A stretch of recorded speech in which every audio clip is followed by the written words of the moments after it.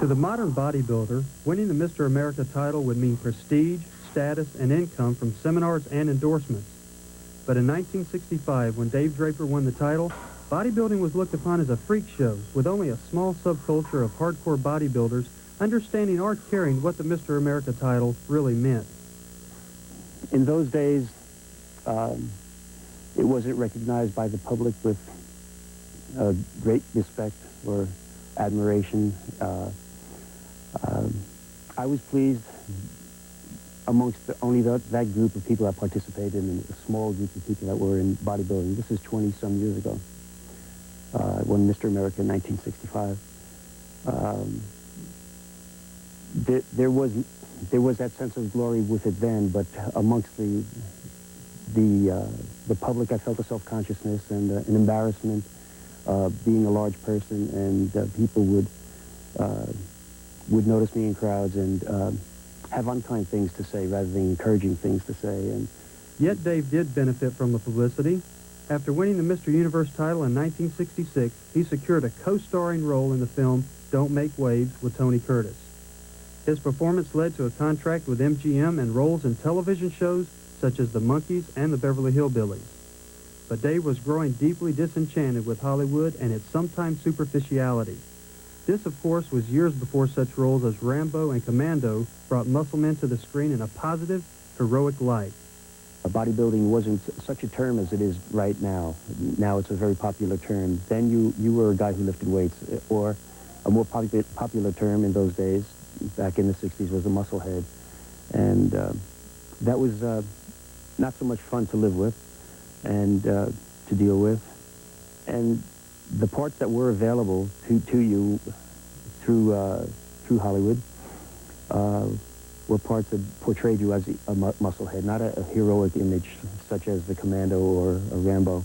By nature a shy, independent person, Dave started bodybuilding at 12 years of age, being too small for football and other team sports. So he found solace in the hard and instant gratification of training with weights. By the time I was 15 and 16, I noticed that there was some development taking, that I had shoulders, and I was getting remarks from my wrestling coach in high school and from just my mates and peers.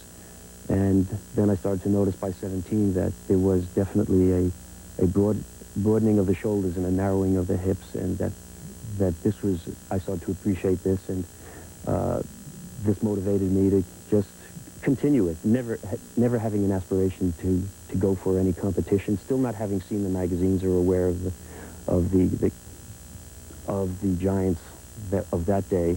Needing to escape the fast-lane lifestyle of Los Angeles and Hollywood, Dave moved to scenic Santa Cruz, a small artistic town nestled next to the stunning Pacific. Moving to a small town did not allow Dave to escape his own demons, though. As I was in the process of becoming a Mr. America star and Mr. Universe and heading towards becoming Mr. World, which I won in 1970, I also became involved in drugs and marijuana and some of the common street drugs. And this I noticed as being just so common and everyday that it didn't seem right or wrong. It just seemed part of the lifestyle that was going on in Venice, California, and Los Angeles area, where I was putting my years together. There was a period of 20 years, up until 44 years ago, that I was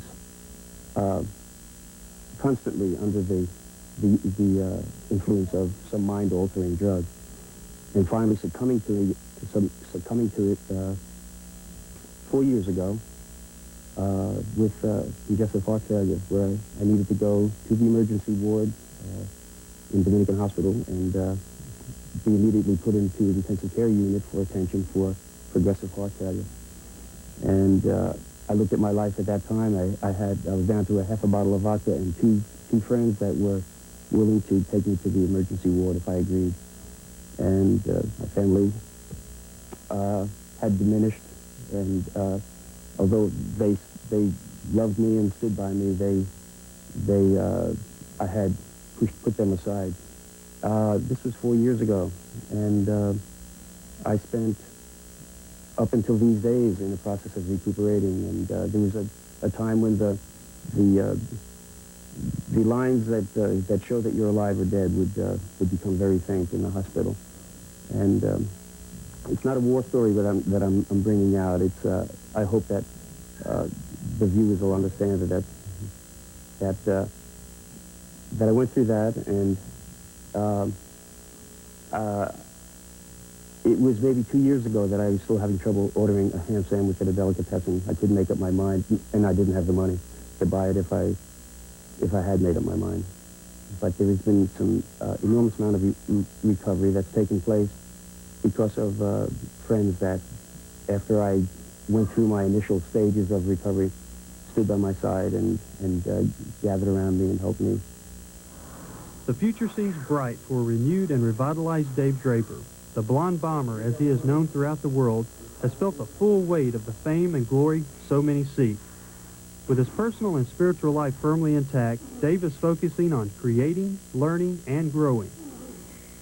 I just couldn't be more pleased with my life the way it is turning out and what's before me in the way of opportunity. And it's just so much of a thrill and a challenge to me these days.